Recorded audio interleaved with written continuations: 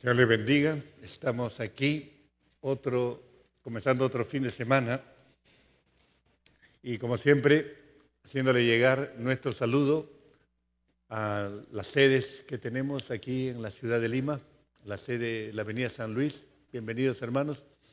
También saludamos desde aquí a quienes están en La Molina, en la sede de la Avenida Los Cóndores, y aún a los que se congregan en la sede de Piura Norte, a 1000 kilómetros de aquí.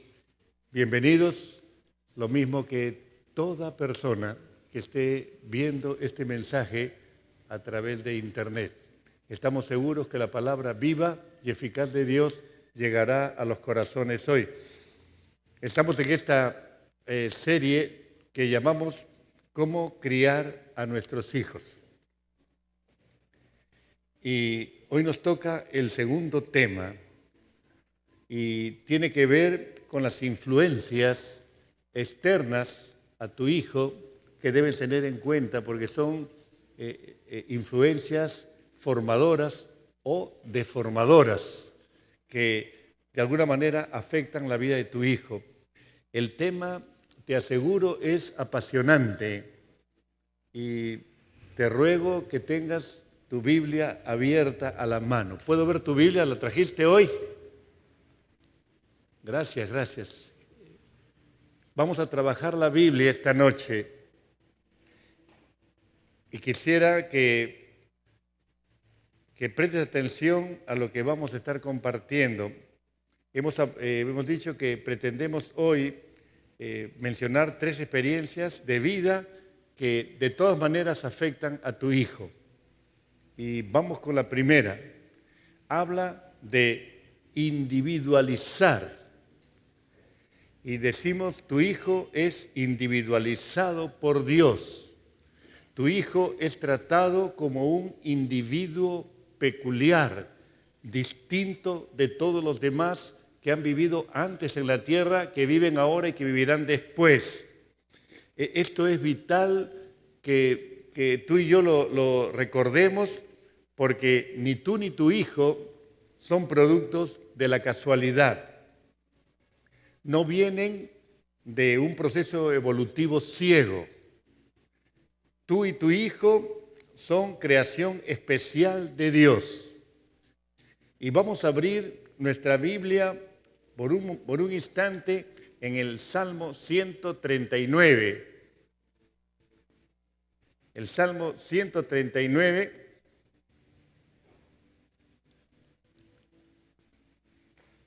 Y allí vamos a estar meditando por un instante en este concepto de individualizar la persona. Queremos que salgas de ese error tan común de ver a Dios como un Dios de masas. Quiero que a la luz de lo que enseña el Salmo 139, tú conozcas lo que yo llamo el ABC de la individualidad. Anótalo, el ABC de la individualidad para que te acuerdes. Porque el ABC tiene 3 características. Una que comienza con A, otra que comienza con B y otra que comienza con C. Muy sencillo. Cuando hablamos en el Salmo 139 de individualidad, mira qué preciosidad tenemos aquí en el Salmo. Búscalo por favor y quédate allí con tu Biblia abierta, porque lo que nos presenta el Salmo es una cantidad de detalles que sinceramente podríamos pasar meses en este solo Salmo. Podríamos pasar muchísimas horas profundizando a veces cada palabra que el salmista, en este caso el rey David, ha escrito inspirado por el Espíritu Santo. Quiero referirme a 3 eventos que aparecen allí que son el ABC de la individualidad. El Salmo 139 presenta a Dios individualizándote a ti y también a tu hijo, porque los quiere tratar, y de hecho los trata como individuos peculiares, como individuos totalmente distintos de los demás.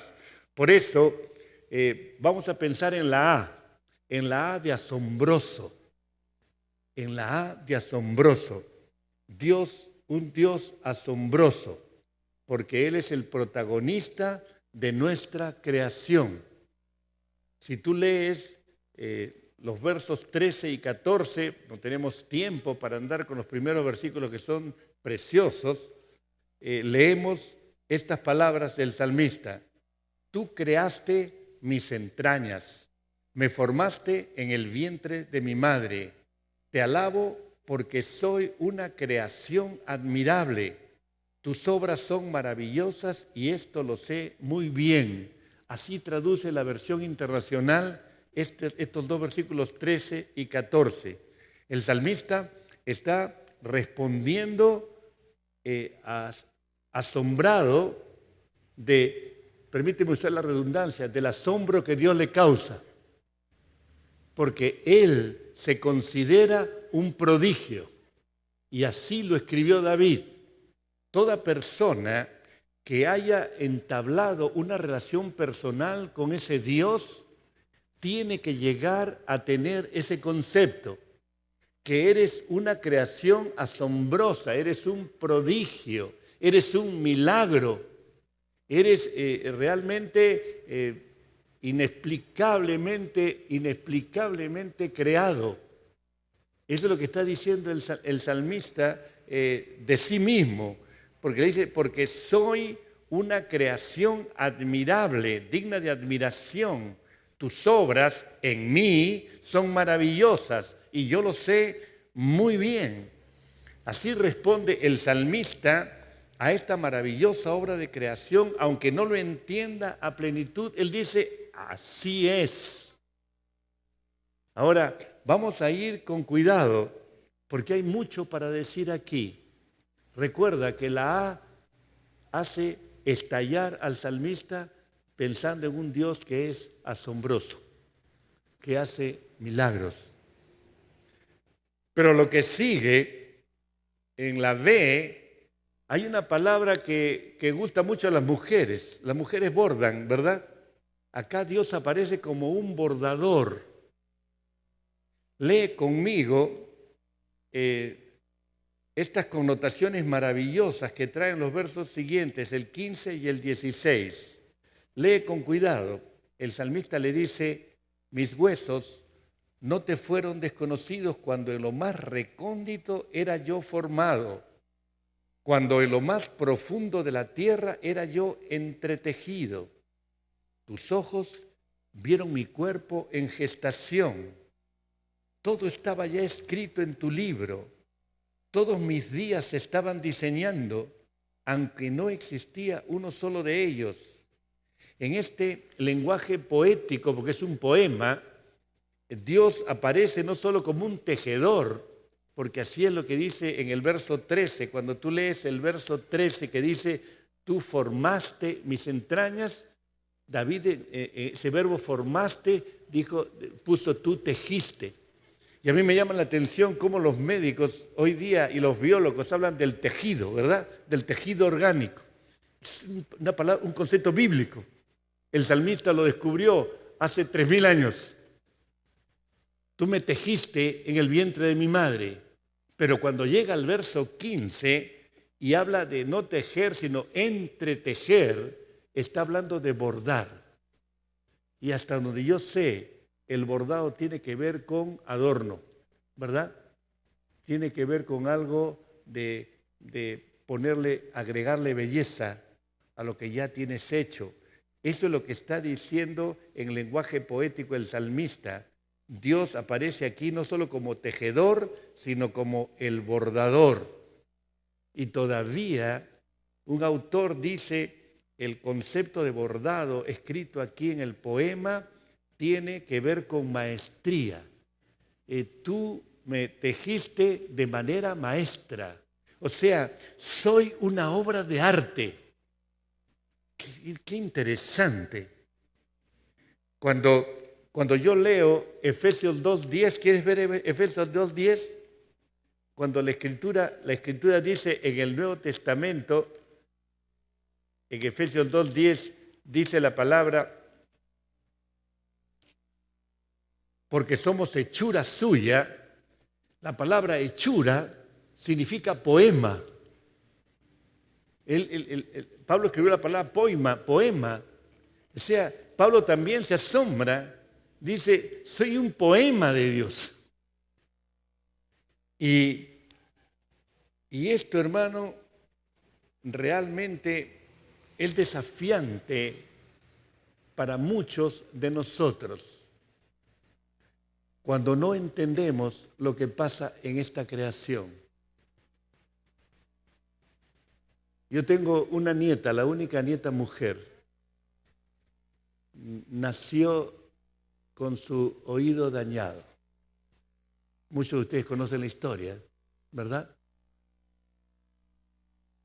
Y no creas que no me he detenido a pensar, a meditar en este Salmo 139 y pensar cómo es que se da este elemento de bordado, de belleza, de perfección en una niña que puede ser linda pero no escucha.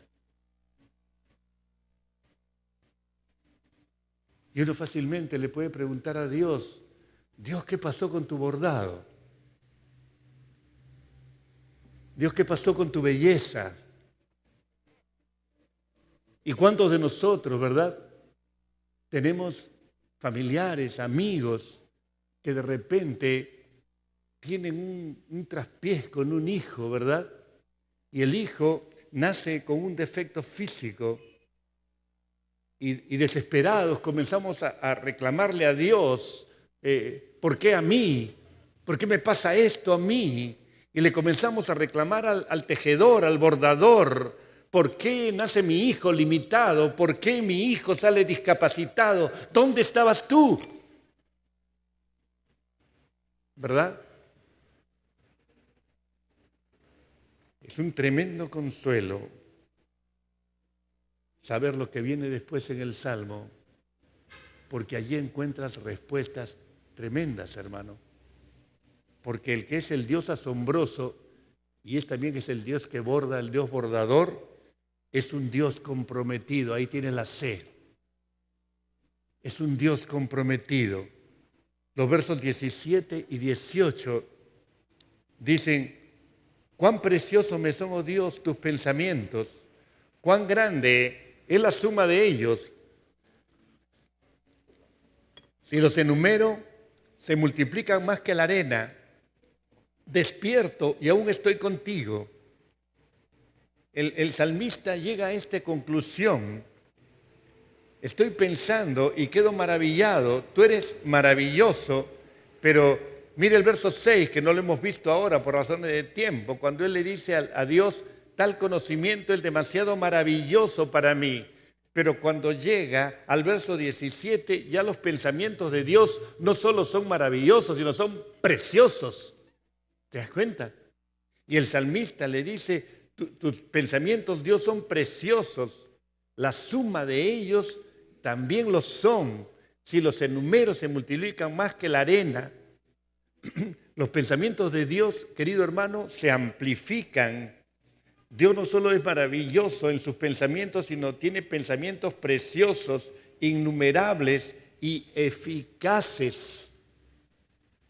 Cuando el salmista le dice a Dios, despierto y aún estoy contigo, escúchame bien, no es una palabra, no es un concepto que tú lo puedes recordar cada mañana cuando te despiertas y está tu cabeza sobre la almohada. Y puedes decir, Señor, desperté un día más y tú estás conmigo, qué lindo. Sino que esta frase, despierto y aún estoy contigo, rebasa el tiempo y rebasa como un atisbo de resurrección, porque llegará el día cuando Cristo venga y si tú ya has muerto, tú vas a despertar y vas a estar con Él. ¿Cuántos dicen amén? Esa es esperanza, hermano. Y cuando se produzca ese despertamiento final, allí no van a haber defectos. Allí no van a haber ni ciegos, ni sordos, ni mancos, ni cojos, porque tendremos un cuerpo perfecto para la gloria de su nombre. Un cuerpo que no se gasta con los años, un cuerpo eterno. Carne espiritual, le llamó Pablo. ¿Me entiendes, hermano? Esto es individualizar desde la perspectiva aquí. Y si tú hoy te sientes perplejo por un defecto físico o por una enfermedad que ha brotado y te comienza a discapacitar, o cualquier otro tipo de daño o de limitación que llegue sobre tu organismo, y le preguntas a Dios, Señor, ¿por qué estoy padeciendo esto? ¿Por qué no puedo permanecer sano? ¿Por qué me dejas perplejo y aún mis emociones se perturban? Déjame decirte, hermano, cuando no tenemos respuesta de Dios, qué lindo es saber que Él es el asombroso bordador comprometido. Anótalo, hermano. Esa frase te puede servir en un tiempo de crisis. Cuando no entiendas la adversidad, cuando no entiendas el dolor que te producen los daños sobre los cuerpos tuyos o de tus seres queridos, acuérdate que Él mira a los individuos como si fueran los únicos. Acuérdate de eso, hermano. Dios quiere que tengas ese consuelo, porque sabes una cosa, quizás en el futuro entiendas que Dios no deja nada al azar y que si hay un aparente defecto o limitación física, emocional o de cualquier género, Dios la puede usar para su gloria.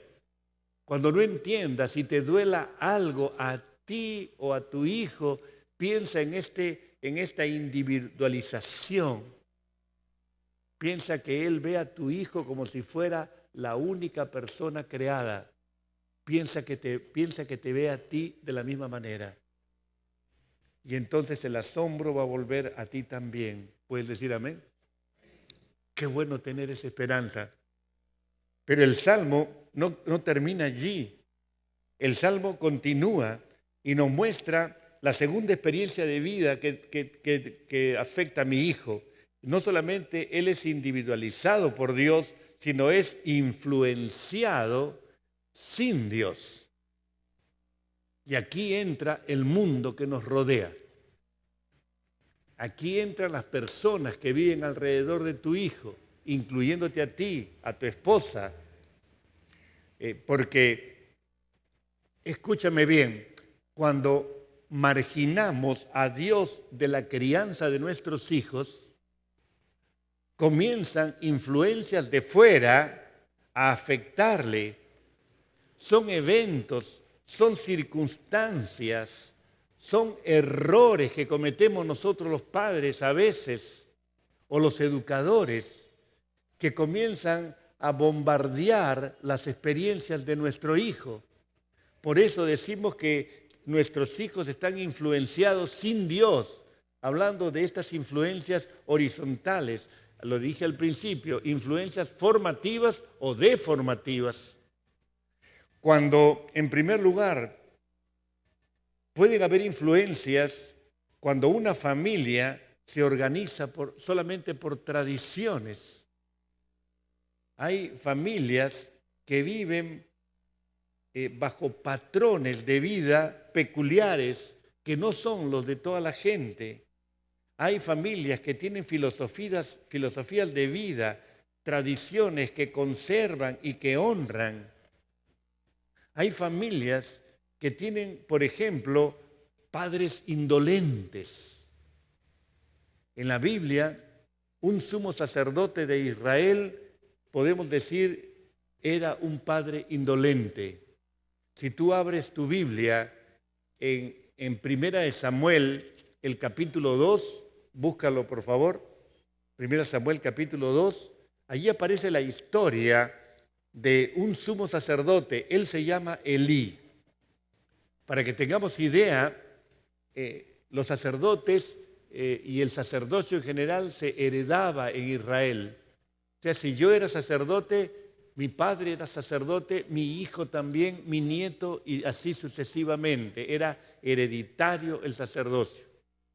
Aquí tenemos a Elí, y en el verso 12 nos comienza a decir que los hijos de Elí eran hombres impíos que no tenían conocimiento del Señor. Cuando uno llega al verso 22 de este capítulo 2, se nos describe quién era Elí. Dice que era muy viejo. Y dice, oía todo lo que sus hijos hacían con todo Israel. Cómo dormían con las mujeres que velaban a la puerta del tabernáculo de reunión. O sea, eran inmorales. Y entonces Dios le envía un profeta a este Elí y le dice, ¿por qué habéis hollado mis sacrificios y mis ofrendas que yo mandé ofrecer en el tabernáculo? ¿De qué estaba hablando el profeta de parte de Dios? De las prácticas que tenían estos hijos impíos. Si tú lees los primeros versículos del capítulo 2, desde el verso 12, vas a encontrar que ellos habían violentado todo el ritual de los sacrificios. Venían los oferentes con sus animales y ellos querían el lomo fino y literalmente arrancaban de la mano del oferente la carne cruda. Si el oferente protestaba y le decía, mira, primero quema la grasa y después haz lo que quieras, el oferente iba con una buena actitud porque Dios había dicho que cuando se quemara la grasa, esa era la parte de Dios. La grasa se quemaba primero en el animal, la grasa ardía y esto subía como olor grato, dice la Escritura. Y entonces el oferente quedaba seguro que su sacrificio era acepto por Dios. Entonces el oferente le decía, por favor, primero quema la grasa y después haz lo que quieras con el animal. Y él decía, no, dámela ahora, si no te la quito. Acá ahora en el verso 22 dice que cometían actos inmorales en las puertas del templo con mujeres que estaban por allí. Entonces Dios manda a este profeta y le pone esta pregunta que viene de Dios. ¿Por qué han hollado mis sacrificios y mis ofrendas que yo mandé ofrecer en el tabernáculo? Mira la acusación. Has honrado a tus hijos más que a mí, engordándoos de lo principal de todas las ofrendas de mi pueblo Israel. Es una acusación aberrante la que le hace el profeta a este sumo sacerdote Elí. Mira con cuidado esta frase, has honrado a tus hijos más que a mí. Y mira la palabra que sigue, engordándoos. O sea que los hijitos tomaban la carne cruda y la llevaban a la parrilla y la comía el sumo sacerdote también. Había una coparticipación en el pecado de los hijos por el padre. Tú también has hecho eso. Qué interesante. Si tú ves a Elí, tienes que decir, este es un padre indolente, porque ve que sus hijos se desbarrancan espiritualmente y no les disciplina, que es el tema que vamos a ver la próxima semana. Pero la acusación, la denuncia de Dios es tremenda. Has honrado a tus hijos más que a mí. Y tenemos que decir con dolor que hay familias que se organizan sin Dios honrando el pecado de sus hijos. Y yo te pregunto, ¿puedes vivir honrando a tus hijos más que a Dios? ¿Y cómo honro a mis hijos más que a Dios? Muy sencillo, lo pones en primer lugar. Cuando en tu mente, cuando en tu corazón, las necesidades de tus hijos están primero que Dios, tú estás cayendo en esto. Eso se llama idolatría. Y no disfracemos las cosas porque así es. Idolatría es poner algo o alguien en el primer lugar antes que al Señor. De eso se trata. Y Elí era un padre indolente, pero otra influencia sin Dios se puede dar en segundo lugar cuando una familia se organiza por circunstancias. La familia enfrenta a veces conflictos. Tú lo puedes ver, como decíamos la semana pasada, en cosas muy, muy chiquitas. Tienes un par de hijos pequeños y se pelean por un juguete, ¿verdad? Y ahí tienes que intervenir tú. ¿Y cómo intervienes? ¿Cómo haces justicia? Muchas veces haces justicia sin Dios. Y tratas de que el lío se acabe, que dejen de pelear. No peleen, ustedes son hermanos. Y si logras alguna fórmula mágica para que los chicos dejen de pelear, te olvidas que los dos niños son pecadores. Te olvidas que los dos niños son egoístas. Te olvidas que los dos niños están queriendo el juguete. Y están queriendo el juguete porque ellos sienten en su pequeña mentalidad que ese juguete los hace feliz. Al niño le importa poquito la infelicidad de su hermano, porque él es profundamente egoísta. Tú crees que es un angelito, pero es un angelito caído. ¿Me entiendes? Y a veces decimos, no, pastor, si mi hijo es un angelito. Cuando termine este mensaje, vamos a ver si conservas esa opinión. Pero muchas familias se organizan así sin Dios, por circunstancias. Y el ejemplo terrible es el rey David.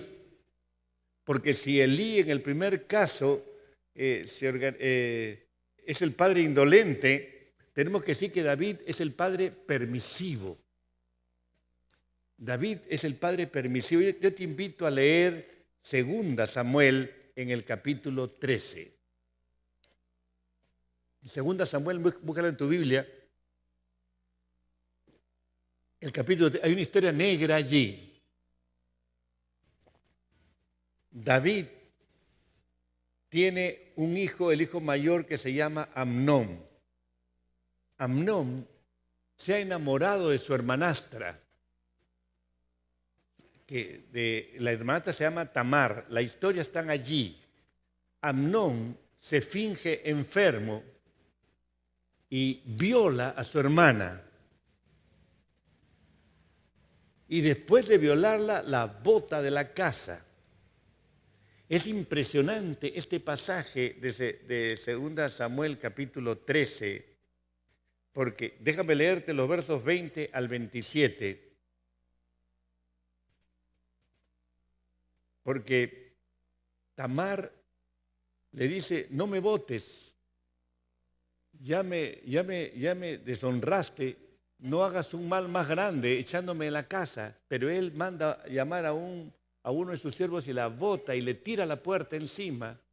Entonces la chica violada toma un poco de ceniza de la calle, se la tira al cabello en señal de duelo, se rompe el vestido. Las hijas vírgenes de Israel, las hijas de los reyes vírgenes de Israel, usaban unos vestidos de colores que eran distintivos para demostrar que eran vírgenes de Israel todavía. Esa chica ha perdido esta condición. Ella se rasga el vestido, se ensucia el cabello con silicio y a los gritos se va a su casa. Cuando llega a su casa, mire el verso 20, ahí está su hermano Absalón. Absalón le dice, ¿ha estado contigo tu hermano Amnón? Él sabía lo que estaba pasando. Y le dice, pues calla ahora, hermana, tu hermano es, en realidad su hermanastro. No se angustie tu corazón por esto. Dice, y se quedó Tamar desconsolada en casa de Absalón, su hermano. El verso 21 dice, y luego que el rey David oyó todo esto, se enojó mucho. Para allí por un momentito. En en la traducción de la Biblia al griego, hay un comentario que yo quiero leértelo. Aparece en la Biblia de Jerusalén. El verso 21 añade esta frase: cuando el rey, te hablo de David, supo todas estas cosas, se irritó en extremo, pero no quiso castigar a Amnón, al que amaba porque era su hijo primogénito. Era el mayorcito, era el engreído, el heredero del trono. Y papá David es un padre permisivo.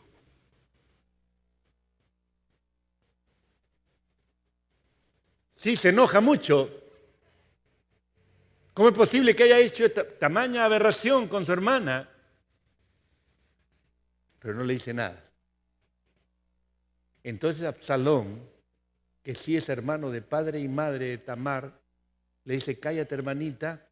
Verso 22 dice que no le habló nada, no le reclamó nada al hermanastro, pero esperó 2 años y después de 2 años lo mató. Mató al violador. ¿Por qué? ¿Por qué David se porta así? ¿Por qué David no disciplina una falta tan grave? ¿Por qué? Porque es un padre permisivo. Y cuando uno es padre permisivo, entonces niega que su hijo necesite disciplina. ¿Y cuántos padres hay así? Es otra forma de honrar a los hijos por encima de Dios. Porque es el hijito primogénito como era él, y David se muestra aquí como un desastre como padre. Si sigues revisando la Escritura, encuentras un tercer caso. Ya no es solo cuando la familia se organiza por tradiciones o por circunstancias, como acabamos de ver con David, sino cuando se organiza por roles que no son necesariamente los roles bíblicos, porque la Biblia en el Nuevo Testamento nos dice cuál es el rol de papá, cuál es el rol de mamá, cuál es el rol de los hijos, ¿verdad? Verifica Efesios capítulo 5, en casa lo puedes ver, y ahí están los roles del esposo, de la esposa, de los hijos, en el capítulo 6. Pero en la práctica, en la vida diaria, los padres toman muchos roles, como acabamos de ver. Un padre indolente, un padre permisivo. Ahora aparece el padre ausente. En 1 Samuel, el capítulo 7, aparece Samuel en su trabajo ya de adulto como sacerdote y como profeta de Israel. Lee, por favor, los versos 16 y 17 del capítulo 7 de 1 Samuel. 7:16 dice: y todos los años iba y daba vuelta a Betel, a Gilgal y a Mizpa, y juzgaba a Israel en todos esos lugares. Después volvía a Ramá, porque allí estaba su casa, y allí juzgaba a Israel, y edificó allí un altar al Señor. ¿Sabes, hermano? Samuel es un hombre grande en el Antiguo Testamento. Un hombre de carácter santo. Retrocede por un ratito al capítulo 3 y el verso 19. Retrocede una página nomás. Y mírale a Samuel llegando a la mayoría de edad, como un joven. Dice: Samuel creció, el Señor estaba con él y no dejó caer a tierra ninguna de sus palabras. Todo Israel, de Dan hasta Beerseba, es decir, de sur a norte, como decir acá de Tumbes a Tacna, así de frontera a frontera, todo Israel reconocía quién era Samuel, que era un fiel profeta del Señor. Era un hombre santo, un hombre de carácter santo, un hombre que no dejó caer en tierra ninguna de las palabras del Señor. Pero mira estos versos 16 y 17 del capítulo 7. ¿Qué ves de raro allí? Ves un hombre que está fuera de casa. Ves un hombre que está dando vueltas, cumpliendo su ministerio, pero está fuera de su casa. Es un hombre que desbalancea el llamado que Dios le ha hecho. ¿Y qué pasa con los hijos de Samuel? Aparecen en el verso 8, en el capítulo 8. Viene la gente y le dice a Samuel, ¿sabes qué, Samuel? Mejor pónganos un rey porque tus hijos son unos desastres, son unos coimeros, son absolutamente impíos. Y uno se pregunta, ¿cómo un padre santo puede tener hijos impíos? Claro que sí, claro que sí. No te equivoques, por eso te digo, no te equivoques pensando que porque tus hijos hacen una oracioncita antes de comer los alimentos, ya son del Señor. Aquí los hijos de Samuel precipitan el término del tiempo de los jueces y viene el tiempo de los reyes, en contra de la voluntad de Dios. ¿Por qué? Porque los hijos de Samuel son impíos. ¿Y por qué son impíos? Porque no ha habido ese paso hacia la adultez, según Dios. Y estos fracasos se dan cuando muchas veces los padres no están. Y en estos tiempos, hermanos, cuando la vida es difícil y hay que pasar muchas horas fuera de casa, ¿cuántos sacrificios tienen que hacer papá y mamá para entregarle tiempo de calidad a sus hijos? Que no los críe el abuelito o la abuelita, porque ellos no crían sino malcrían. No le entregues a una muchacha o a una empleada solamente para que te críe a tu hijo, porque te lo va a criar mal. Necesita papá, necesita mamá tu hijo. Los hijos se pierden sin esto. Otras veces el niño enfrenta fracasos aún con los padres. A veces los padres reaccionan mal frente a los fracasos de los hijos. A veces le van a decir al hijo, qué tonto eres, o para nada sirves, y otras frases hirientes que van a ser como golpes de espada y van a traumar a tu hijo. Otros padres optan por la política contraria y tratan de neutralizar todos los fracasos de los hijos convirtiéndolos en victoria. Al final pasa que tu hijo crece y se vuelve necio. Mira lo que dice Proverbios 12:15. El necio piensa que va por buen camino, pero el sabio presta atención al consejo.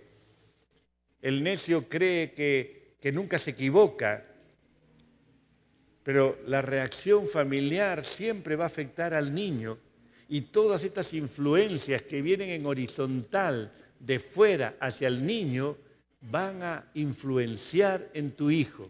La tercera experiencia que todo niño, la más importante, es esta. Tu hijo es inclinado hacia Dios.